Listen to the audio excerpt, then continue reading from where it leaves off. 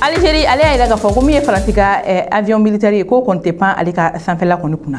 Russie a yirala ka fɔ ko avion bin dɔ kɔni senfɛ Wagner ɲɛmɔgɔ kɔrɔ ko ale kɔni fatura. Niger kɛlɛkɛcɛw ko olu kɔni ye tatugu banbagatu la Mali ale ni Niger kɔni frontière la. Laurent Gbagbo ni ale yɛrɛ ye Côte d'Ivoire jamanakuntigi kɔrɔ ye. Ale y'a yira ka fɔ ko min ye Mohamed Bazoum kɔni ye ko ale bɛ ka nɛgɛ CEDEAO mɔgɔw kɔni fɛ. An balimaw aw bisimila ye an ka bi don kibaru kɛnɛ kan. Kibaru fɔlɔ o bɛ tali kɛ min ye Niger kɔni coup d'état ye. A yirala ka fɔ ko Algérie kɔni ye Faransi jaabi a ka demande dɔ kɔni fɛnfɛ. O demande n'o yɛrɛ kɔni kun tɛ dɔwɛrɛ o de ye ka yira ka fɔ ko u ka min ye avion militaire ye ko o bɛna pan Algérie kunna ko k'u ɲɛsin Niger kɔni kan. Ayiwa ko Algérie kaw kɔni y'a yira k'a fɔ ko olu kɔni tɛ jɛn ye ko olu tɛ fɛ o ka kɛ wa u ma autorisation kɔni di Faransi ma walasa a bɛ se k'a ka pankulu kɔni pan olu ka sanfɛla kunna cogoya min na. Ni kunnafoni ale kɔni bɔra min ye radio public algérienne ye o kɔni bɔra ye uti kalo tile 21 kɔnɔna la ko sabula Faransi ale kɔni kun ye demande de kɛ k'a yira k'a fɔ ko intervention militaire min kɔni bɛna Niger ko o hukumu kɔnɔna la ni Niger kɔni y'a ka sanfɛyɔrɔ kɔni datugu walasa i ka se Niger kɔni ko olu kɔni bɛna tɛmɛ Algérie kɔni fɛ. Algérie ka o yira k'a fɔ ko olu kɔni tɛ jɛn ni o ye ko maa si ka avion militaire kɔni tɛna pan olu kɔni ka sanfɛla la. Ayiwa wale kɔni kɛlɛ min ye Faransi ye k'u ye demande adressé Maroc la ko Maroc kɔni jɛnna n'a ye nka min ye ni arajoso mɔgɔw ye u ka kuma kɔnɔna la hali bi u y'a yira k'a fɔ ko ka kɔni CEDEAO mɔgɔw kɔni ka décision ye k'a yira k'a fɔ ko u bɛna intervention militaire kɔni kɛ Niger. Algérie jamana ɲɛmɔgɔw olu y'a yira k'a fɔ ko o tɛ olu kɔni fɛla ye wa olu yɛrɛ kɔni dabali bannen don olu ni munna CEDEAO kɔni ye ni bɛnkan in kɔni ta ko sabula olu ka faamuyali kɔnɔna la intervention militaire ale kɔni bɛna ni problème wɛrɛ de o tɛna kɛ solution ye Niger kɔni gɛlɛya in na ko olu kɔni bɛ fɛ sigikafɔ o ka kɛ walasa bɛnkan bɛ se ka sɔrɔ Niger kɔni gɛlɛya in na o hukumu kɔnɔna la u y'a yira k'a fɔ fana ko olu kɔni tɛ jɛn n'a ye Makan ni dantɛmɛwale ta ka ɲɛsin olu kɛrɛfɛ jamana kɔni ma ko olu kɔni tɛ sɔn CEDEAO mɔgɔw kɔni ka nin décision in kɔni ma. Ayiwa o tɛmɛnen ka bɔ yen an ma kun ɲɛsin Russie kɔni kan kibaruya wɛrɛ m'an bolo o y'a yira k'a fɔ ko Russie kunu ko avion bin dɔ kɔni kɛra n'o kɔnɔna la maa tan kɔni bɔɲɔgɔn kɔni fatura. Russie ministre min sigilen bɛ ko barolen kɔni kan ni a bɛ fɔ o ma ministre russe des affaires urgence ale kɔni y'a yira k'a fɔ ko avion bin dɔ kɔni kɛra Moscou ale ni Saint Petersburg kɔni ɲɔgɔn cɛ o avion bin na ko maa tan kɔni bɔɲɔgɔn kɔni bɛ yen nɔ olu kɔni fatura o maa tan n'a yirala k'a fɔ ko min ye Wagner kɔni ɲɛmɔgɔ kɔrɔ ye n'o ye société militaire dɔ ye Russie ni a ɲɛmɔgɔ yɛrɛ tɔgɔ ye ni ale yɛrɛ kɔni tɔgɔ ye Evgeny Prigozhin ye ko ale kɔni bɛ maa sataw kɔni na ani o tɛmɛnen ka bɔ yen ko avion yɛrɛ équipage maa 3 ko o fana kɔni kun b'a la ayiwa ko nin waleya in kɔni kɛra min ye uti kalo tile 23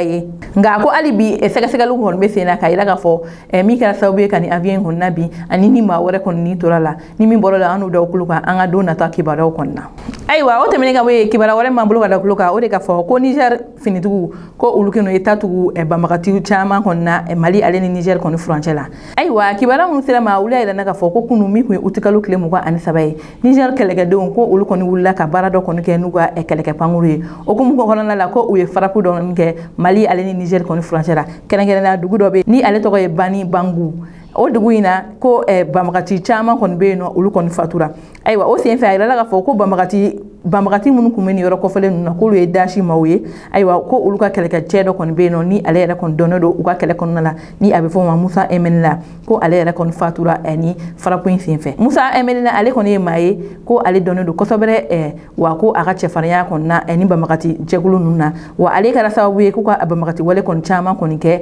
an ka jamana in kɔnɔna la kɛrɛnkɛrɛnnenya min ye Andera Bukani ye Mali finitigiw ye banbagati wale min kɔni sɔrɔ ni maa caman kɔni bɔnna nin na ko ale sen b'o la ani o tɛmɛnen ka bɔ yen ko Menaka fana banbagati wale min taara ka ɲɛsin finitigiw ma ko a sen b'o o fana la. Ayiwa o hukumu kɔnɔna la maa min ye nin kunnafoniya kɔni di ni ale yɛrɛ tɔgɔ ye Musa Ashara Tumani ye ko wa ko ale ye gaca cɛden dɔ ye. Wa o tɛmɛnen ka bɔ yen kibaruya laban m'an bolo ka da kulo kan o de ye ka yira k'a fɔ Mohamed Bazoum ale kɔni nɛgɛlen don CEDEAO mɔgɔw fɛ nin ye Laurent Gbagbo kɔni ka kumakan ye. Ayiwa kunnafoniw y'a yira k'a fɔ ko min ye uti kalo tile 22 ye Laurent Gbagbo ale kɔni ye lajɛ dɔ kɛ ni kunnafonidilaw ye o lajɛ ninnu hukumu kɔnɔna la a y'a yira k'a fɔ ko min ye Bazoum ye ko ale kɔni nɛgɛlen don CEDEAO mɔgɔw fɛ. Ayiwa a ka kuma kɔnɔna la a y'a yira k'a fɔ ko ale delila ka kuma dɔ fɔ ko hali bi ale bɛ segin o kuma kan ko ale y'a yira k'a fɔ ko CEDEAO n'a tɛmɛna ka bɔ a créeli yɛrɛ dɔrɔn na ko a tɔ foyi ɲuman foyi t'a la ko o te do wɛrɛ ka yira ka fɔ ko CEDEAO maaw u kan ka baara min kɛ u to k'o baara kɛ ko n'a y'a ta k'a lajɛ ko CEDEAO maaw kɔni bɛ ka wuli ko k'u muscler Niger kama ka yira ka fɔ k'u bɛna intervention militaire kɔni kɛ Niger i n'a fɔ ko Niger maaw kɔni maafa ko de kɔni kɛ ko n'i y'a ta k'a lajɛ ko maa minnu bɛ CEDEAO la k'u yɛrɛ tɛ farafinna yɛrɛ kɔni tagabolo kɔni dɔn ko kɛrɛnkɛrɛnnenya Afrique de l'Ouest ko n'a y'a ta k'a lajɛ ko coup d'état baden de bɛ kɛ yen nɔ wa ko Afrique yɛrɛ jamana yɛrɛ tɛ se ka mara ni coup d'état kɔni tɛ ko wa ko coup d'état yɛrɛ kɔni kɛcogoya ka ca ko sabula coup d'état dɔrɔn tɛ ka fanga nagaki maaw la ko sinon jamana ɲɛmɔgɔ dɔw kɔni bɛ yen nɔ ko olu bɛ ka u ka jamana sariyasoba kɔni yɛlɛma tuma caman ko dɔw yɛrɛ b'a fɔ ko fo ka 4 mandat kɔni kɛ ko o bɛɛ ye coup d'état ye nka ko n'a fɔra maa minnu b'o waleya kɛ olu maa kelenw de bɛ CEDEAO kɔni ɲɛmɔgɔya la wa fana ko u bɛ ka wuli k'a fɔ ko Niger kɔni na ko o bɛna intervention militaire kɔni kɛ k'ale yɛrɛ kɔni dabali bannen don ko n'a y'a ta k'a lajɛ ko nin ko in b'a yira k'a fɔ ko wɛrɛ bɛ nin ko in jukɔrɔ min ni coup d'état kɔni tɛ kelen ko sabula Niger kɔni bɛ lahala min na bi bɛɛ lajɛlen b'a kalama ko CEDEAO kɔni tɛ ka Afrique ka kɛlɛ kɛ ko nka maa minnu b'u u jɔyɔrɔma tintin u b'u o kɛlɛ de kɛ ka sabu kɛ min ye Niger yɛrɛ kɔni dugukolo nafaw ye i n'a fɔ gazi pétrole ale ni uranium ko o nɔfɛ ko ye wa ko an bɛɛ lajɛlen kɔni b'a dɔn o ye maa kelen mun ye wa a y'a yira k'a fɔ a ka kuma kɔnɔna la ko Alassane Ouattara n'o yɛrɛ ye Abidjan kɔni ɲɛmɔgɔ ye ko ale ye kuma dɔ fɔ nin kuma in kɔnɔna la ko bɛ ka ale la yɛlɛkoya ko Alassane y'a yira k'a fɔ ko intervention militaire la ko ale bɛna bataillon kelen bila ka taa ko o bɛ ka yira k'a fɔ ko Alassane yɛrɛ tɛ kɛlɛ dɔn n'a bɛ kɛlɛ la a kɔni t'a fɔ ko a bɛ bataillon kelen kɔni bila ka taa Niger sabula ko bataillon kelen tɛ foyi ɲɛ kɛlɛ kɔni kɔnɔna la aw ni an ka jɛ ka min ye Laurent Gbagbo ye an ka jɛ k'a ka kuma lamɛn. Il y en a beaucoup. Il y en a beaucoup. Il y a eu combien de coups d'État au Nigeria depuis l'indépendance? Nous vivons avec les coups d'État. Les coups d'État font partie de nos agendas politiques. Il ne faut pas se mentir. Il ne faut pas se mentir et croire que parce qu'on a élevé la voix et qu'on dit qu'on va aller envahir le Niger militairement, on va mettre fin au coup d'État. C'est faux. La deuxième chose que je vais affirmer, c'est que ceux qui disent qu'ils vont aller envahir le Niger, beaucoup d'entre eux sont des faiseurs de coups d'État. Quand ta constitution dit que tu as droit à 2 mandats, pas plus, et qu'au 2e mandat, tu tripatouilles la constitution pour te faire un 3e mandat, puis un 4e, puis un 5e,